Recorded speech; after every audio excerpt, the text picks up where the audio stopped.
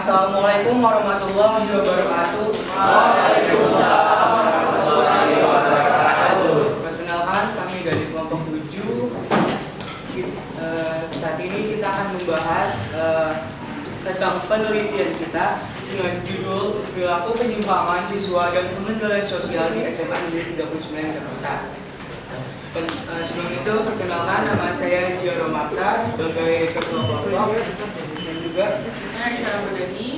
dan juga dengan anggota ada Nela, Aulia, Merasif, Yosef, Ubriano, dan Siti Rahmania, dan juga dengan guru pembimbing Pak Fedri Abdul Nugroho. Oke, kita lanjut ke latar belakang. Latar belakang penelitian kami itu yaitu dengan adanya siswa-siswi yang melanggar peraturan sekolah. Banyaknya siswa-siswi yang melanggar peraturan sekolah ini membuat kita ingin meneliti apa sih yang menjadi penyebab, apa sih yang menjadi faktor adanya penyimpangan sosial, dan juga banyaknya siswa-siswi yang terus mengulangi penyimpangan sosial yang telah dilakukan. Akhirnya kita ingin mengulik dan membahas apa saja faktor dan penyebabnya. Oke, next kita masuk ke rumusan masalah dan tujuan penelitian. Untuk rumusan masalah di sini ada dua. Yang pertama, apa saja bentuk penyimpangan yang terjadi di SMA Negeri 39 Jakarta pada waktu 2022 dan 2023. Lalu ada juga bagaimana pengendalian sosial yang dilakukan oleh para tenaga pendidik untuk menanggulangi penyimpangan ini yang range waktunya itu dari 2022-2023. Untuk tujuan dari penelitian kami itu untuk mengetahui yang pertama bentuk-bentuk penyimpangan yang telah terjadi di SMA Negeri 39 Jakarta dan juga pengendalian sosial yang sudah dilakukan oleh para tenaga pendidik untuk menanggulangi penyimpangan yang terjadi di dalam kurun waktu 2022-2023. Oke, kita pastinya punya manfaat penelitian, yaitu yang ada dua, ada manfaat sekolah dan juga ada manfaat siswa. Bagi sekolah, penelitian ini bermanfaat dengan adanya evaluasi. Kita sekolah dapat meningkatkan upaya pengendalian sosial terhadap siswa yang menyimpang, dan juga ada yang manfaat siswa itu sebagai pengetahuan bagi siswa apa saja bentuk-bentuk penyimpangan yang terjadi di sini, dan juga sebagai bentuk pengetahuan agar siswa itu tidak menyimpang atau tidak terjerumus dalam penyimpangan tersebut. Oke, next kita masuk ke kajian pustaka. Suatu perilaku dianggap menyimpang apabila tidak sesuai dengan norma dan nilai-nilai yang berlaku di masyarakat. Penyimpangan merupakan perilaku yang tidak sesuai dengan norma yang berlaku di masyarakat, baik itu norma agama, norma kesusilaan, norma kesopanan, dan norma sosial. Siswa sendiri adalah individu yang berperan penting dalam dunia pendidikan, yang di dalamnya itu terdapat proses belajar mengajar untuk meraih ilmu pengetahuan, pengalaman hidup, serta memperoleh cita-citanya.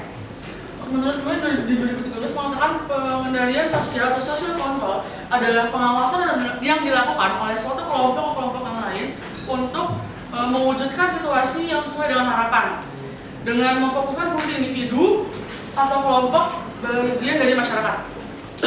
Kita lanjut ke metode penelitian dengan tempat penelitian itu di SMA Negeri 39 Jakarta dengan waktu penelitian Februari sampai Juni. Subjek penelitian itu ada siswa kelas 10 dan juga kelas 11, ada tenaga pendidik khususnya kepala sekolah, kesiswaan, dan bimbingan konseling. Dengan objek penelitian, bentuk penyimpangan yang terjadi dan bentuk pengendalian di sekolah.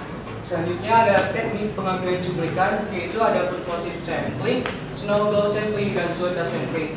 Dengan teknik pengumpulan data ada observasi, wawancara, dokumentasi, dan kuesioner. Dan juga ada pengolahan datanya. Kita pertama mengumpulkan data dulu, selanjutnya direduksi atau dipilih, terus selanjutnya ada penyajian data. Setelah penyajian data, kita mengambil kesimpulan dari apa yang telah disajikan. Oke, next kita masuk ke hasil dari penelitian dan pembahasan. Dari hasil penelitian kami ada banyak banget bentuk penyimpangan yang ada di sekolah. Yang kita masukin di sini tuh ada mencontek, membolos, ada juga memanjat pagar atau memanjat jendela, terus juga memasukkan tanda tangan, berkelahi, menonton film LGBT, penyimpangan seksual, tidak mengerjakan tugas atau salah, ada juga salah memakai seragam atau mungkin atribut tidak lengkap, dan masih banyak lagi. Nah, sedangkan ini ada faktornya itu terbagi menjadi dua, ada faktor internal dan faktor eksternal.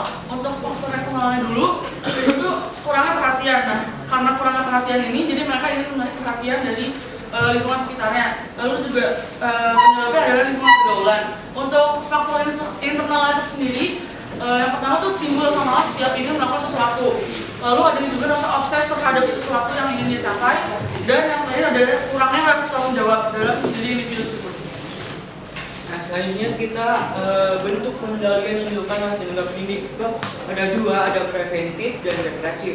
Preventif tersebut yaitu sebelum adanya penyimpangan. Jadi sebelum ada penyimpangan itu tenaga pendidik melakukan penyuluhan dan sosialisasi.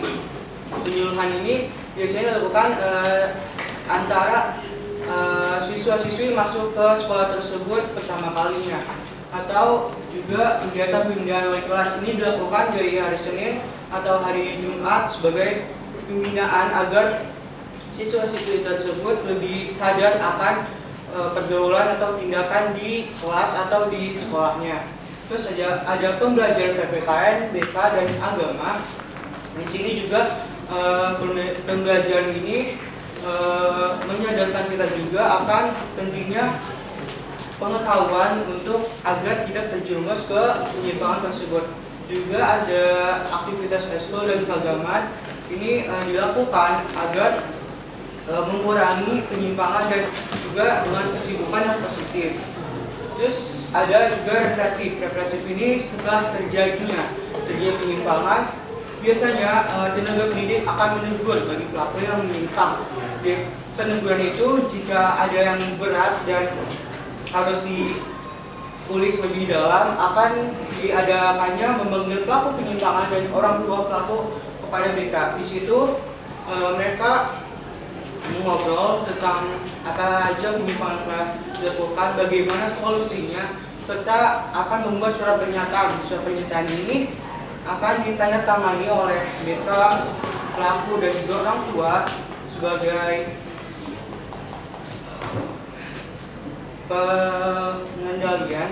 Dan juga di saat membuat surat pernyataan biasanya ada sanksi, dan sanksi ini pastinya